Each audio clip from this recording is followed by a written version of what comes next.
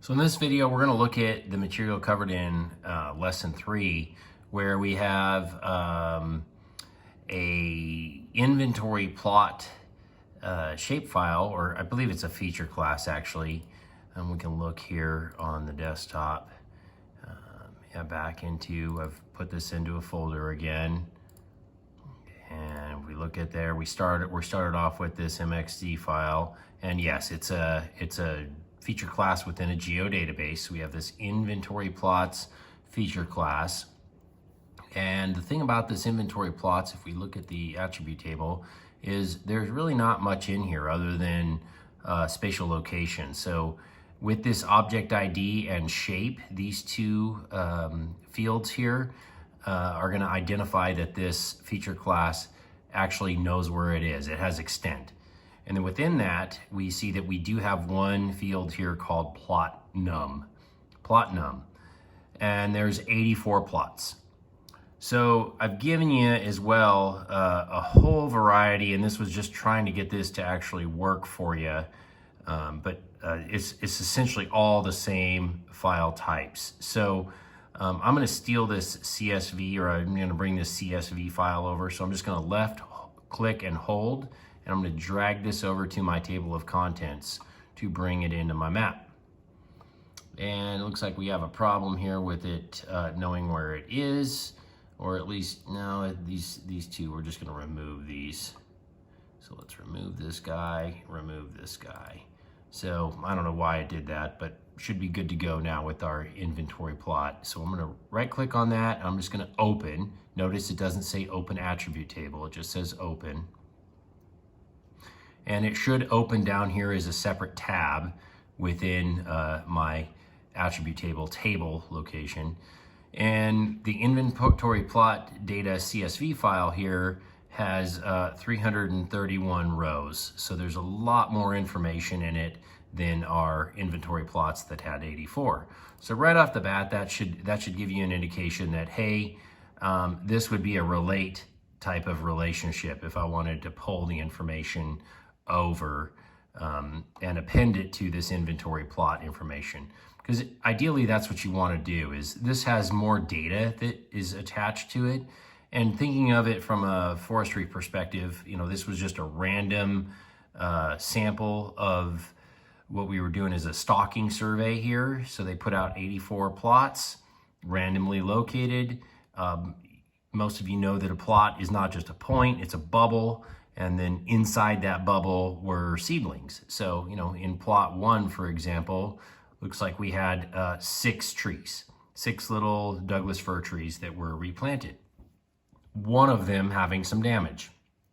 And it just so happens that, you know, the first record here, when we get down to plot 5 has only 2 trees in it, and both of those trees were damaged by mountain beaver.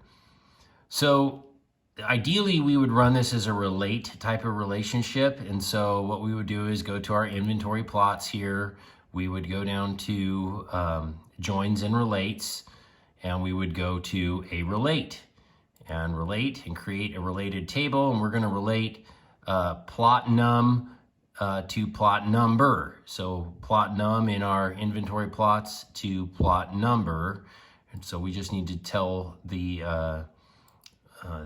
relate that's what we want to do here. We want to choose the layer in this file to relate based upon. We want to relate it to the inventory plot data, and we're going to select plot number. If this wasn't filled out for us, we would have to pick that. So we're going to select plot number. The critical part is it doesn't have to be the same text. So it doesn't have to be plot number. It can be plot num and plot number. So we're just going to title this, you know, final inventory. And we're going to hit OK. Now, what should happen is then when we go up here and we look at related tables, we should be able to click on the related tables. I should have clicked on the drop-down arrow there. And this area right here where it says final inventory, this should not be gray. This should be actually populated and be functioning. But I've had some issues with it. I don't know if it's a versioning issue. I don't know if anybody's running 10.7 or a different version, if you've had a problem like this or not, but it should be a relate relationship. It's not going to function for you, so we're going to have to run it as a join.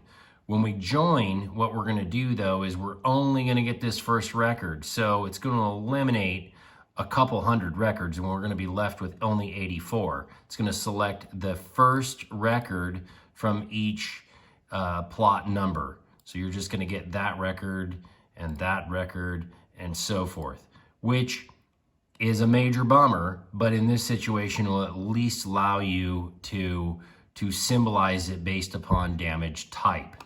So we're going to go back over here to our joins and relates, and we're going to join it this time. And we're going to join it based upon plot number and plot number. We're going to hit OK.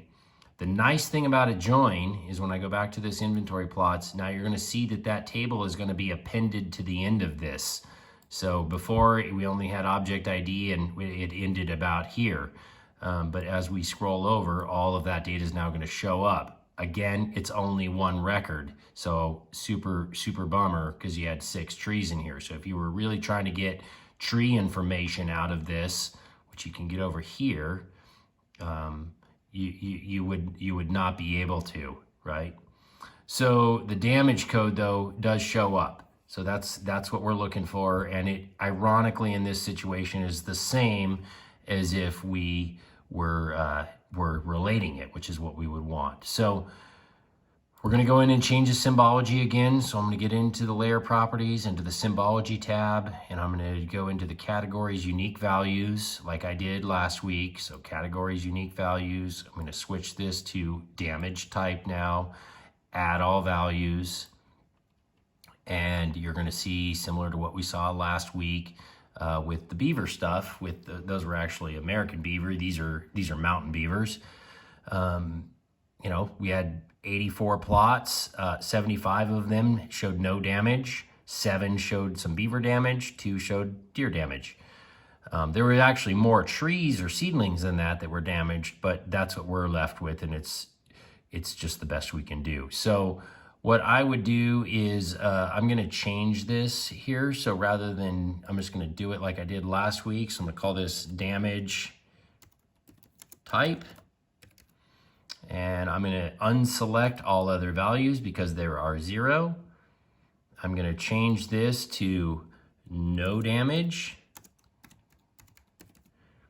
And then this would be from, let's change this from beaver to mountain beaver. And then this way we can just leave that as deer. And you might say no damage. We're going to change that symbol to yellow. Green. Green's probably a better color for that. And then deer damage, let's change that to orange just to change our symbology slightly here. We can also make our symbols a little bit bigger. So I'll make them a 6. You can mess with this more. And then that symbolizes, we can see on our unit where, we had deer damage and we had mountain beaver damage. Now, I notice it showed up over here, so I'm going to have to go in and unselect that all other values.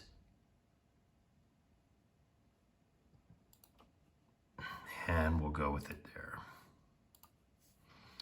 And then I'm going to go back into layout view.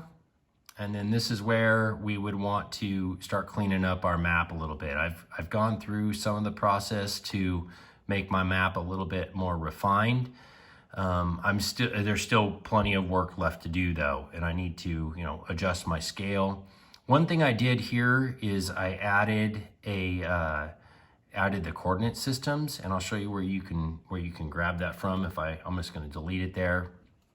But if you go up to insert, you can select this dynamic text, and you're going to get a lot of options here. One that I will use fairly frequently would be the coordinate system, because a lot of times when you're making a map, you want to let the reader know what coordinate system you're using. So this will be the coordinate system of the data frame, and it'll just put it together, and there you go. Sometimes that's far too much information for what you're wanting to deal with, and notice it's coded in there. So sometimes what I will do is just summarize this information. I'll insert my own text box, and I'll just put in the variables that I need versus all of this information, because as we're going to see here, there's quite a bit that you might not necessarily need. You might only want the coordinate system, the projection, and the datum.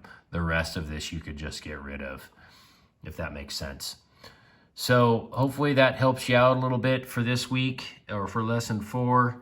And if you have any questions, make sure you jump in and ask in the SOS or stop by office hours.